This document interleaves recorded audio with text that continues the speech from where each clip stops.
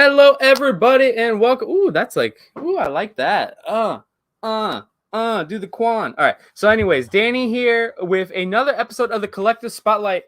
You guys have been watching the Collective Spotlight, know a lot about Scout Comics and our awesome relationship with guys like David Byrne, Trey Walker, who's a local. And I've been talking to Charlie back and forth a lot. But Charlie, when we call David the co-publisher, that means there's another co-publisher, and that's Charlie. So how are you doing, Charlie? I'm doing great. Thank you for having me. I love everything I've seen about your store, and if it wasn't such a long drive from Los Angeles to Florida, I would have already been there several times. Well, we have you guys here in spirit because I don't think a single Scout comic gets released that doesn't come through the collective. So you are the perfect person. And usually we have David on here, but he has his own book, and you have your own book too, actually. But David's usually like his book's coming out every week or every month. So usually we're talking about steak, and I'm actually excited to have you on here talking not just about White Ash, which is your book that a lot of people that might not know anything about it is actually getting a free comic book day version. Is That's that right. correct? That is. So yeah, so White Ash came out basically just before David and I came on board as co-publishers. So I like to say it came out in the before times, before Scout became like Capital Scout. Like the last year and a half, the company's had this huge explosion. And and I would say part of that is due to David. Part of that has to do with James, and a lot of it has to do with all the great creators that we have at the company. But White Ash, the first season of that came out just before the pandemic hit, just before the shutdown started. So we had a break in the middle of that. So it was like one of these series that came out that kind of got lost in the ether of shops closing down, of Diamond shutting down. So for me, I mean, it's always been a series that I planned to be about 60 issues. It's told in multiple arcs. And so the first arc came out, like I said, about a year and a half ago. And so we held the trade until now, which is actually coming out next month in August at shops everywhere.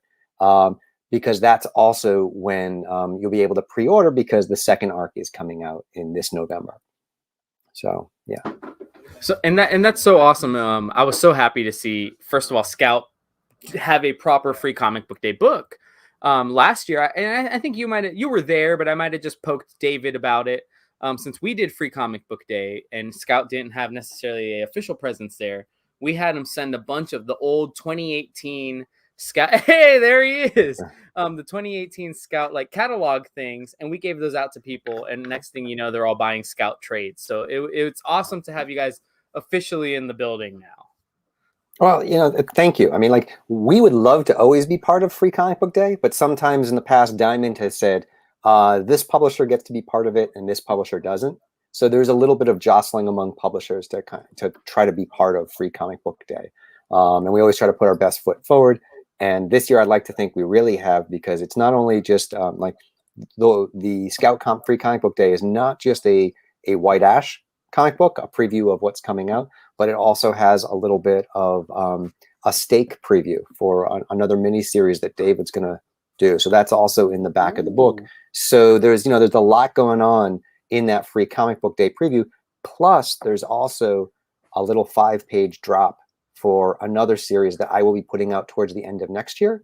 And it includes a special scavenger hunt where people will be able to win a metal cover. But you'll be able to find all of those details in the Free Comic Book Day book. And if you happen to have any at your shop, you could take a look through and get a jump on that, so you can sort of see. But we've come up with a promotion that's going to hopefully help bring people back into the shops, because that's what Free Comic Book Day is about. And we want to make sure that everyone who picks that up is going to be picking up lots of Scout books through the collective. And that's so awesome. And again, you mentioned a metal cover, and you guys over at Scout have really your guys' web store is phenomenal. You guys have done Metal Mondays. There's Title Box Tuesdays. You guys just recently rolled out kind of Scout is the first company doing being a part of the comic tags. And it's so cool how you guys are kind of changing. I don't want to say changing, but you're innovating, a little bit of what a comic distributor and publisher can do. Talk to me a little bit about what goes on in the brain trusts amongst you, David and James and everybody to try to keep you guys are, I feel like, are really, and obviously Joe Schmoke now with Black Caravan, but you guys are really keeping Scout fresh. Well, I think, you know, it's we sit down with James, he throws out 1,000 ideas, and we try to make sure that we're doing the good ones. No, I mean, like we all come together. I mean, I think the wonderful thing about where Scout is right now is that you know, we have enough of an infrastructure in place to be able to try different things, but we're not too big where we're entrenched in a way of doing things. So over the last year, especially with the pandemic, the market has shifted, and we're able to sort of keep changing with the market, finding new ways to get our books to people, being able to get feedback from customers in terms of, you know, what's selling, the comic tags, you know, like finding new ways to partner with stores, because at the end of the day, that's a lot of what we want to do, is we want to build a relationship with shops. So, you know, James came up with the idea of finding a way to bring, you know, making digital comics collectible, and, you know, and basically giving the retailers the power to sell digital comics. You know, like that was kind of his you know, his brainchild. So I think, you know, like it's things like that. It's, you know, us, you know, we introduced our launch window policy, which, you know, where we have a 2-month gap between the first issue and the second issue of any series, because we realized, you know, the way the solicitation paradigm was set up, stores never got a chance to see if our books sold well before they had to, you know, before they had to order more issues. So by putting that gap in our release schedule, it gives shops like yours a chance to see that when White Ash comes out, people like it, that they want to order more of it. And, you know, that way, when number 2 comes out, you'll have enough in stock to meet the demand. So, you know, like, I think it's things like that. We're willing to try things, you know, and we just have some really great people on the board that are always trying to find new ways to push Scout forward. You talked about like all those new ways and everything like that. I feel like the portion of 2019 or 2020 that didn't have a pandemic to it, so the tail end, and then 2021, you guys have also just been having hit books. The Recount at the tail end of last year was huge. By the Horns was great already this year. Joe's Cherry Blackbird's been a great home run. Actually, a lot of our customers love Lunar Ladies. You guys have Gods of Brutality. I mean, you guys are kind of, and you talked about how it's the creators that are involved in everything, but you guys are really starting to hit home run after home run. Talk to me a little bit about the process of how you guys accept, you know, your pitches, because I know that's kind of a big, you guys do that as a collective group and everything. Right, right. You know, I think, you know, at the end of the day, we're looking to do 2 things. We want to always be a place that's finding and breaking new creators, but we also are trying to become a home where more established creators want to come. Like Carl Kissel, who's doing Impossible Jones, which is coming out in September. And, you know, that's a great book. And, you know, and he's worked with DC for years with the Superboy. And, you know, like, so like this is a veteran creator who's also coming to Scout. Whereas Lunar Ladies from Omar, that's like one of, you know, he's a newer creator coming to the scene. And when we see something good, we want to be able to break it. So, you know, I think from the perspective of the submission board, we're looking for books with great art, because, you know, no one buys a book with bad art. And, you know, and then stories that will keep people turning the pages after they pick it up. I would also add Steak has done really well this year for us, and Black Cotton has done really well for us. It's interesting also because I being in Los Angeles, there's a lot of comic book shops. So I make a circuit and see what's selling in different places.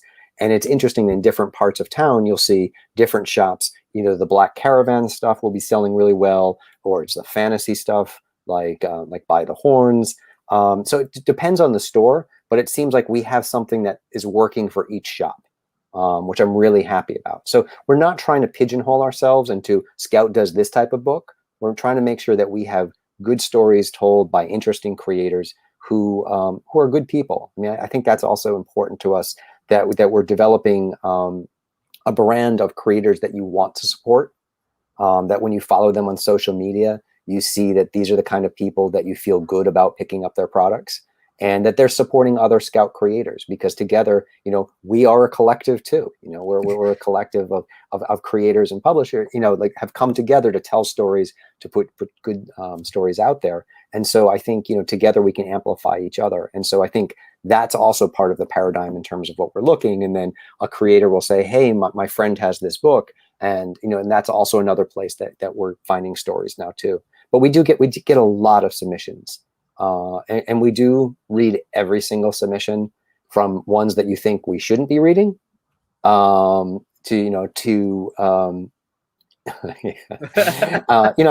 we read everything and we evaluate everything. And sometimes there are spirited debates about what we should put out and what we shouldn't put out. And then there are certain things that we're all like, yes, we have to put this one out, put it out as soon as possible. Well, and it's funny that you talked about how you guys, again, David saying that I was going to steal that, but how you guys are a collective. And honestly, Scout, the best word I have to describe it is, honestly, it feels like a family sometimes, because Trey Walker, who did Last Stop for you guys, and actually just they got optioned a month or two ago, is from Altamont right here. He lives right across the street. We're his local comic store.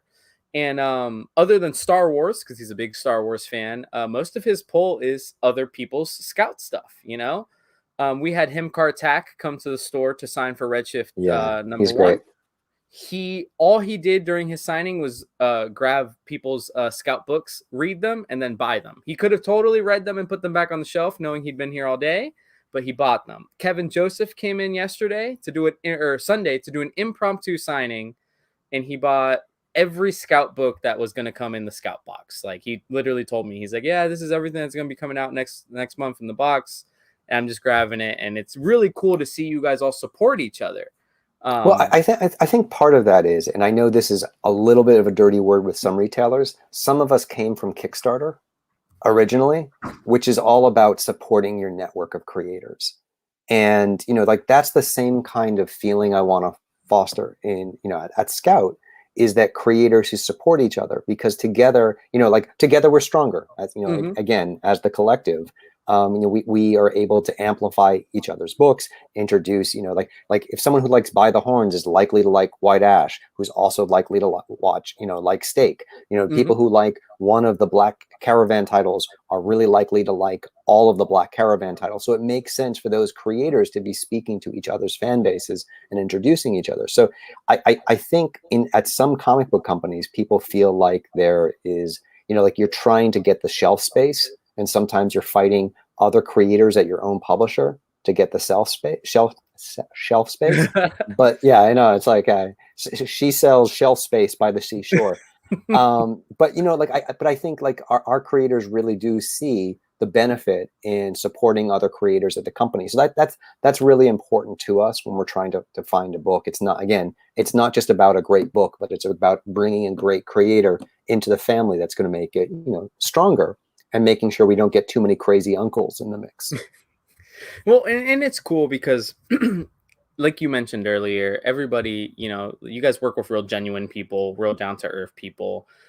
Any Scout creator that's from anywhere in Florida, we pretty much invite to the store, and we've had probably 5 or 6 of them in here, and nicest guys and girls in the world, man. You guys really do find some genuine people. And actually, you mentioned shelf space. Gosh, now you got me tongue twisting. It actually makes it, independence is competitive. There's a lot of different publishers nowadays in the market. There's a lot of different books. So it makes it tough to find shelf space for everybody. But when you got such a great, and this is me just now giving you a pat on the back here, but when you have such a great company that does A, so many things to help retailers and customers, and B, just nothing but good people, you guys earn that shelf space. And that's what gets us. We don't pass on any Scout number one, and we will continue a series even if we have no subs, just so that we can process them in back issues. Because I always tell people, you never know what you like until you've read it, and you don't know until you've bought it. And that's why we do first issue returns here. So if you buy any number one here and you don't like it for whatever reason, it's just not your cup of tea, you bring it back and you trade it towards another book until you're satisfied. So I like that. That seems like a great policy. As long as it's not Scout books. I'm sure they want to keep all of those. I'll tell you, I'm not getting very many Scout books coming back. That's the thing. And again, you guys are still, even though you're from Florida, I feel like you guys are still kind of new to the circuit. You're not quite, like, people don't put you guys with Boom just yet, but you guys have definitely grown past what you got. I mean, what year did you get in there, Charlie, with them? So White Ash came out in January of 2020. So I was talking to them, like probably that August Okay. before I had talked to them. So, it's like August of 2019, I started getting, in with Scout, but really like, I would say post-pandemic, post-Diamond stoppage Scout Mm-hmm. is kind of where I like draw the line in terms of when the company started taking off. And then recently with us landing a deal with Lunar as well, that's kind of Yes. also exploded our business because it's giving retailers more ways to get books. And we're always looking for new ways to get books to retailers, whether it's through Lunar or Diamond or Simon and Schuster for our trades or Scout Direct, whatever works best for a retailer store, that's what we want to do because it makes it easier for the retailers to get the books into the hands of the customers. Well, it's so funny you say that because I'll never forget. Part of the first reason we started ordering direct from you guys was when the diamond shutdown kind of happened. I remember all stores were kind of just like, okay, even if we wanted to do curbside and online sales, there's no new comics coming through the door for the Right. next month, 2 months. But you guys, in theory, because you guys had direct up and available, and there was still, but now granted, you guys did stop your release schedules just like everybody through Diamond, but something new to the store was still new, so we were able to order Scout books, and actually, that's when we opened up our direct account with David Byrne and everything like that. And that opened up that opened up a whole new world of comic books for the collective. And I hope that that actually might have happened for other stores because, like you said, post pandemic Scout has really been hitting on all gears. Yeah, I would say that, in terms of number of issues that we're putting out into the direct market right now, it's over double per issue that we were putting out a year ago. So it's not just like the number of titles, but the actual issue sales, which is a great place to be, just to see our numbers climbing uh, really rapidly and seeming to find traction with a good fan base of people who just seem to like our books. So, which is a lot of responsibility for us to make sure that the new books that we put out are just as good as the books that got them hooked. Yeah. And I think, going forward, we have some really strong books coming out towards the end of this year and looking into next year. So I'm really excited about the future of Scout and where we're going. Well, and you guys also this year, I want to say within the last 12 months, obviously post pandemic, you guys did launch your two imprints as well, which technically first one was Black Caravan with Joe, and then you guys did Scoot, which was your all Hmm. ages one with Richard. Which, first of all, I mean, this is the first chance I've gotten to tell anybody besides David and Richard. Most amazing idea that you guys could have gone with. The kids, all ages media market is a small one right now, and you guys really almost doubled it just by your showing up. So, first of all, that was awesome. But how do you guys go about trying to do imprints without kind of stretching yourselves too thin? Well, I mean, again, it's a lot of force of personality of different individuals. Richard has kind of taken that on, to branding and trying to figure out the Scoot line and see what works. And we have the infrastructure again in place to be able to try things, which is great. So then it's about finding the content and making sure that this, what we have for the imprint supports that imprint, and we're delivering on the promise of that imprint. With Black Caravan, that's Joe and Rich, and they are forces onto themselves, and so and that comes kind of back to what I was saying, where a lot of the people who work at Scout came up through Kickstarter, because when you kickstart, you're self-publishing, so you have to do every aspect of it yourself, from the advertising to the actual distribution. And if you have a book that does really well, you're doing that on a very large scale, and it's actually more difficult in some ways to do that than when you have a publisher helping you, like to distribute things. So, so all of the principals at our company have done all these things before. So when we come together and we have the infrastructure of Scout, we're able to amplify what we were normally able to do as individuals. So I think, like with something like Scoot, Richard has so many amazing ideas for it. And I think with all of us, it's just making sure that we're not rolling out too many ideas at once. It's making sure these things land with the market and with the audience. The Highlights magazine, the Highlights-esque magazine, Frontiers. I don't know if you've gotten a copy of that yet, but they're coming out this August, Scoot Frontiers, and it's a great thing. It's a perfect thing that someone comes into your store, they can buy, they can scribble on, play with for hours. While maybe Dad goes and peeks around the store for those back issues and whatnot. And also having like the 199 issues for Scoot. Again, it's something that someone could pick up quickly and say, hey, and if a shop has a place where kids can read, and I've seen that starting to become more and more prevalent, which I love, just like having a little kids corner or nook, like, here, I'm going to buy Unicorn for $1.99. You go read this, and Daddy's going to go look at Saga. I think you're muted.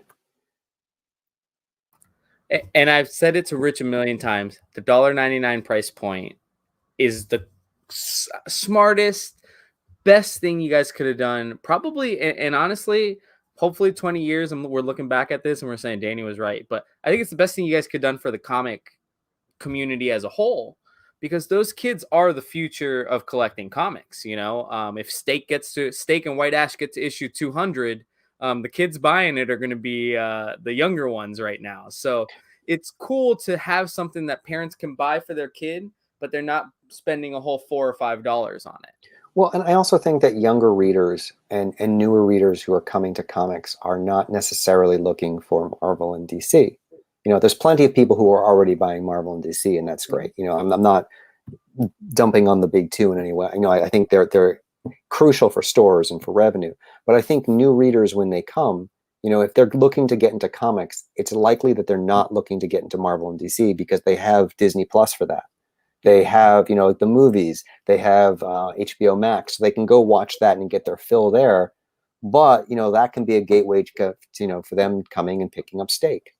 Or Lunar Ladies or whatever it is, and finding a new story that's maybe only 4 to 6 issues that they can see if they like, get the whole thing, and be like, oh, that was good. What else is there? So I think like, whether you see that at your store or not, I know I see that at a lot of the stores out here.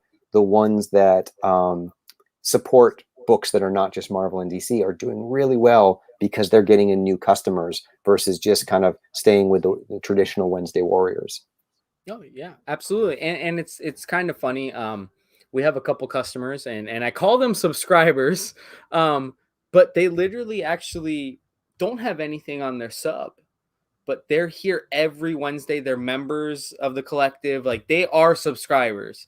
But they pick up everything off of the wall. And I think part of the reason they feel comfortable doing that is that they know that there's a new #1 from Scout. I know that the collective is going to have 20, 25, 50 copies on the wall sometimes.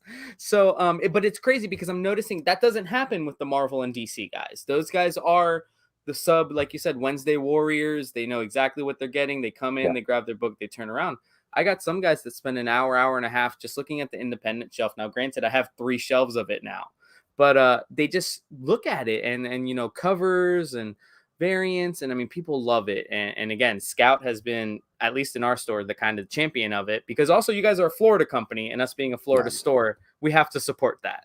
Right. I mean, and you're able to get a lot of the creators who can come, and and then hopefully the creators like myself who are on the other coast, can at least send you some swag to support whatever you guys are doing. And when White Ash does come out in November, I will definitely be doing that. So you just let me know, and I'm going to hook you up there. Can't wait, Charlie. We can't wait. A thing that you mentioned a couple times, and I definitely want to mention it on the show, because technically the show started actually as a Kickstarter spotlight show, and then it grew to independent spotlight because everybody's kind of independent if you're not in that big circle. But talk to me a little bit about how you guys, because I know technically David came from Kickstarter. There's a few other books that actually, I think Tart from Kevin Joseph was Kickstarter. Yeah. I think your book might have had some Kickstarter. Talk to me about how you guys cultivate that relationship, and kind of, I feel like it's very unique to Scout because some companies won't touch a property once it's gone to Kickstarter. So talk to me just a little bit about that process. Well, I think there's a couple of things, that when we look at a book on Kickstarter, in some ways it's proven already that there's an audience that wants it, right? But from our perspective as a company, it's like, can we find a way to take this to the direct market where it's fresh for retailers, where some of those, the backers will come and transfer over. So, we have guidelines that we approach creators with, where we say, hey, we'd love to have your book, but maybe you can add a couple of new pages along with some new covers. So, this is the first print of this version of it. Hmm. that's going to be out in stores. And at the end of the day, it's also a question of scale. I think it's odd when some stores say, "Oh my God, I don't want to have a book that was kickstarted in my shops." Like at the end of the day, a book that did really well on Kickstarter often might have 500 print copies that went out, like of that first print. So like that's nothing, and that's across the country, maybe across the The world. world, So maybe, yeah. yeah, so so even a book like so I had a book that recently did very well, and I use it to help pay for the art on my Hmm. books. So we had 1,700 backers for that book, and yeah, it did well. Like I've done very well, and I have a big audience on Kickstarter. But again, at the end of the day, it's 1,100 copies worldwide that are going to go out, which is almost like a ash can Hmm. of the Hmm. book, right? And then, I may go to a hardcover next. So all those single issues were never released. Like the only place that you can get the single issues is at the comic book shop. And I can also use the revenue that I generated from that to pay for the art, but also to pay for promotions that I can then take to the stores to help make the next launch much bigger. For instance, because this Kickstarter did well, we have, and I'll announce it here on the show, the variant artist for White Ash #1, the 1 in 10, is Jay Lee. So Oh, yeah, we and but love Jay Lee here. We love yeah, him. so that's going to be the 1 in 10 for White Ash #1 that will be coming out in November. And the reason again I was able to do this is because Kickstarter gave me that ability. Now that wasn't out on Kickstarter, but that's going to be out in the stores. So Yeah. so it's taking what Kickstarter gives you, channeling it into a new market, and making sure that we can present the retailers with something that they can sell and get to that much bigger audience with our books. So we're amplifying the audience of the Kickstarter creators that we know how to do because we also came through Kickstarter and we know what kind of challenges the people faced on Kickstarter. Speak And the same language. I'll tell you, the Kickstarter guys, and I see it from all of you, but Jonathan Hedrick was the first one. I was just like, oh my God. The guys that come from Kickstarter and then get their kind of their first opportunity at the published work, man, those guys work their butts off on the promotional circuit Yeah. because Yep. John, not a single post goes by that wasn't about the recount for about 6 months. Yeah, exactly.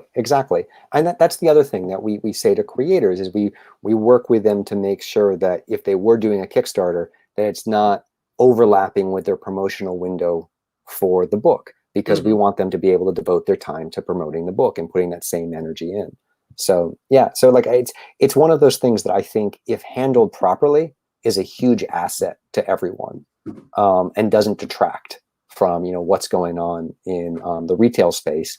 And again, these are first prints. These are the first time they're coming out from a publisher, which ultimately I find is a lot more collectible and sellable than actually stuff that was on Kickstarter. So you get your readers, you get people help you fund the art, and then you create the collectible version, but you also find a new audience with with your books.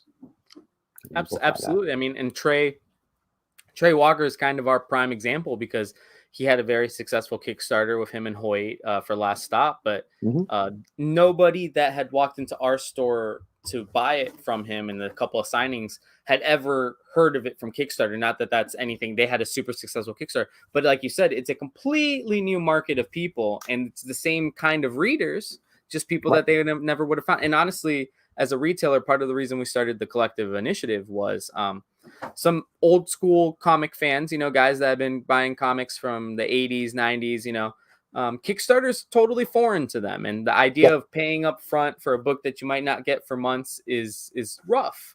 We go ahead and I feel like we take that risk then, and we just go ahead and put it out on the shelves once it is done. Right. And and then Scout also takes that risk even more away when we put it out in a format to retailers where you can get it as part of your normal pull through Diamond. Like Well, when you're and you ordering guys books let or us Lunar or order as whatever. little or as much as we want. Because, like, Yeah. again, and we order usually in the 20s, 25s, but it's nice because, like you said, you take that risk off. And if a store is like, oh, well, I'll try five, and Yeah. usually you guys, I will tell people, you guys do a good enough job where you guys do go to second prints every once in a while. But if you do sleep on a book, a lot of times you can still find the first print on the web store or at a lot of shops. Yeah. Yep. You know, we always try to make things available for shops. You know, like if there's any shops that are watching this, you know, and you want a better relationship with Scout, reach out. We will make it worth your while. That's what we try to do. Is we, you know, we're partners in this. We're all partners in this, and at the same time, also the readers are also our partners. You know, we all want to bring you great content. So you know, it's a collective that we all are part of. You know, and you know, and how we all benefit is hopefully getting some great entertainment out of it. That's awesome. So Charlie, our time is kind of running out, Yep. but since you're, you know, and we talked about a little bit about everything, but I know Retailer Direct is about to close up here. I'm going to put my orders in before the weekend. And but what can people expect from Scout here in the last kind of quarter of the year? And again, they can find the White Ash Free Comic Book Day at any comic store. But any big titles that you're looking forward to? Well, we've got White Ash coming back. Impossible Jones, which is coming out in September, is excellent. Swamp Dogs, I think everyone's really going to like that book. That's coming out in October. We have a really cool title called Ranger Stranger, which Ooh, is kind of like an R-rated twist on the old Mark Trail. ooh. That's going to be coming out. Very funny. And James Hake has a book coming out in November as well called Third Wave, kind of a surfer crime mystery that I think you're really going to like. Oh, because I do remember a year ago back, maybe you guys also got some rights to like a surf company out from the Cape, I think, right? All Yep, right. yep, ties all into that. So you know, you talk to James, and he's built a world, you know, in conjunction with them, and that will also be coming out in November. So I think we have some really great books coming out to close out the year, and you know, I you know look forward to seeing how people react to them. I can't wait. Charlie, again, thank you so much for your time. Charlie is the co-publisher at Scout Comics, also the writer and creator of White Ash, which will be at all comic stores, hopefully across the country, on Free Comic Book Day in August. So, Charlie, Yeah. thank you so much for your time, man. Best of luck with White Ash. We'll have tons in the store, and we can't wait. We'll probably bring you back on then to Oh, talk about the please. book. Always happy to come on. Just let me know when. Thank you, Charlie. Hey, you have a good one, man. Okay, you too. So thank you so much to my guest Charlie from Scout. Again, all the books, man. Lunar Ladies has been great. Gods of Brutality, By the Horns, Cherry Blackbird from Joe. Joe Schmelke will actually be here on the 11th at Pre-Con Day. Locust, No Ghost, Hiroshima, Tales in Technicolor. There's so many more. Electric Black. It eats what feeds it. If you guys get a chance, even if it's not here, check out Scout Comics. They are phenomenal. Florida-based company. And again, thank you to Charlie. Thank you for David Byrne for popping in the comments. And you guys have a good one. Remember, tomorrow we have our auction here at 5:30, and Travis Gibb and Luke Stone are going to be signing Voodoo Nations 2. I did get a phone call just a little bit ago, so anybody that's still watching, our copies are going to be here, but they're going to have an error print. We will still sell them to you and then give you a non-error print for free when you come back. But just so you know, there's going to be some error books tomorrow. So take it easy, everybody. We'll see you on Wednesday.